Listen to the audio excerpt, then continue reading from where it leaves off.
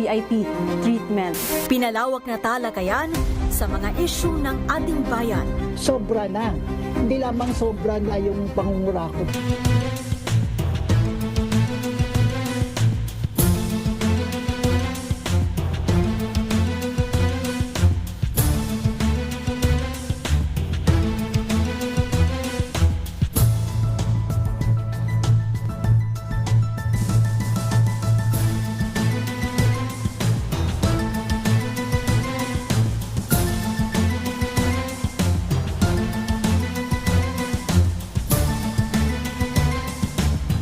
Ito ang pinakahuling balita hanggang sa mga oras na ito. Niyanig ng magkasunod na lindol ang Banganga, Davao Oriental kanina umaga.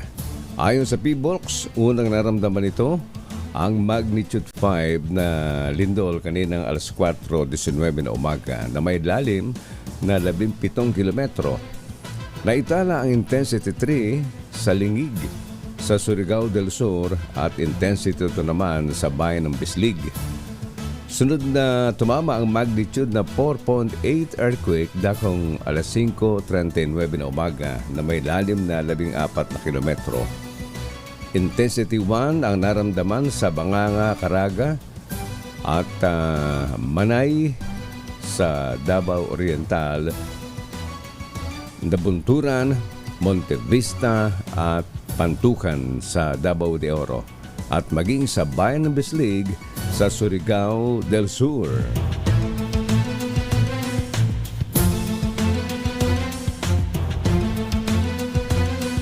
Samantala, kinastigo ni House Deputy Majority Leader Erwin Tulfo ang National Food Authority o NFA dahil sa mali ginagawang mekos-mekos o pagmanipula sa supply ng bigas sa bansa na nagresulta sa suspensyon ng administrador nito at 138 iba pa na opisyal at mga empleyado. Ito sinabi ni Tulfo ng ACT-CIS Party List isinagawa ng inquiry in aid of legislation ng House Committee on Agriculture and Food na pinamumunuan ni Quezon Representative Mark Enverga sa umunay maanumalyang pagbebenta ng rice buffer stock ng pamahalaan. Nagalit si Tulfo at binatiko sa NFA Administrator Roderico Bioco matapos aminin na ang pagbebenta ng bigas ay hindi ginawa sa pamagitan ng tamang bidding. Hindi makasagot si Bioco nang tanungin kung naimpormahan ba niya ang mga ahensya ng pamahalaan hinggil sa stock nila ng bigas. Kinwestiyon ng mababatas ang NFA sa pagbebenta ng rice buffer stock sa mga pribadong kumpanya sa halip na ibigay ito sa mga ahensya ng gobyerno tulad ng Department of Social Welfare and Development, Bureau of Corrections, Bureau of Jail Management and Technology kung saan pinakakailangan na stock ng bigas sa kung paano niya pinili ang kumpanyang pinagbentahan ng bigas. Sa kanyang panig, nagpakita naman si Representative Enverga ng liham ng DSWD na naka-address sa NFA na humihiling ng supply ng bigas, ngunit nareject lamang daw ito. Binatikos din ng kongresista ang Commission on Audit, partikular ang mga residenteng auditor ng NFA dahil sa hindi paggawa ng kanilang trabaho at hindi mahigpit na pagbabantay sa mga transaksyon ng ahensya. Mula sa DZRH News Center, ako naman, Andy Verde. Tuloy-tuloy sa pagbabalita, tuloy-tuloy sa serbisyo. Sama-sama tayo, Pilipino.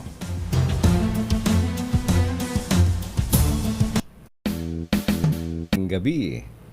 RH Rapido Hataw Balita.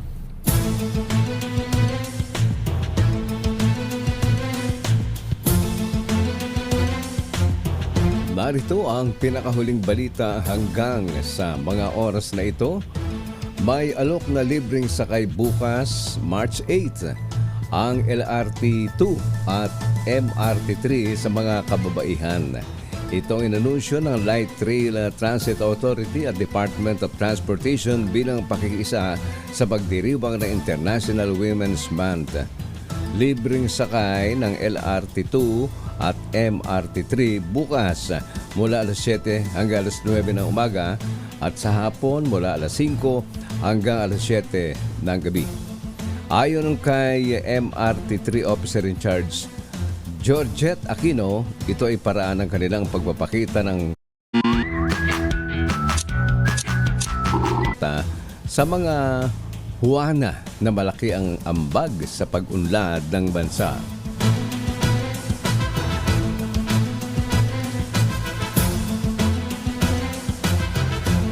Mula sa DZRH News Center, ako naman, Andy Verde, tuloy-tuloy sa pagbabalita, tuloy-tuloy sa serbisyo, sama-sama tayo, Pilipino.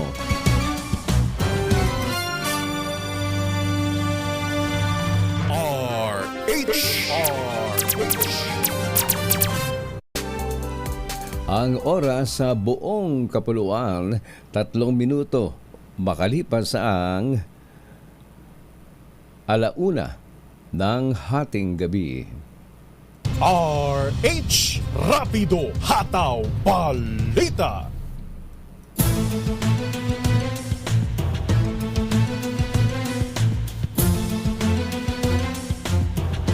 Narito ang pinakahuling balita hanggang sa mga oras na ito.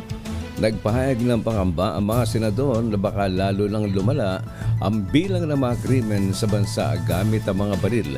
Iti kasunod ng pagpayag ng PNP na makapagrehistro na ng ang malalakas na uri ng baril ang mga sibilyan.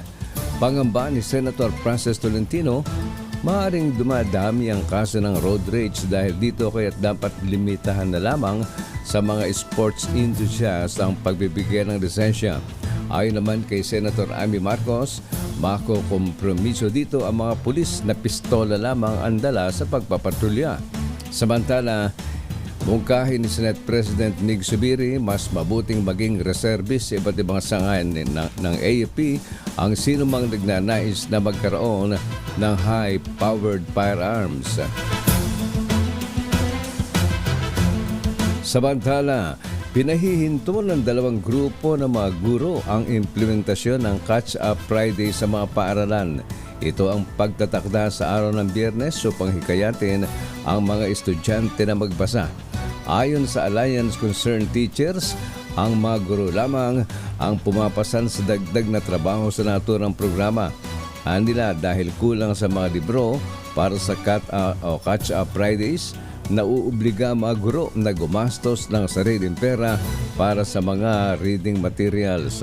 Para naman sa Teachers Dignity Coalition, kailangang i-review ang programa dahil nagdudulot lamang ito ng problema sa sektor ng edukasyon. Mula sa DZRH News Center, ako naman, Andy Verde. Tuloy-tuloy sa pagbabalita, tuloy-tuloy sa serbisyo, sama-sama tayo, Pilipino.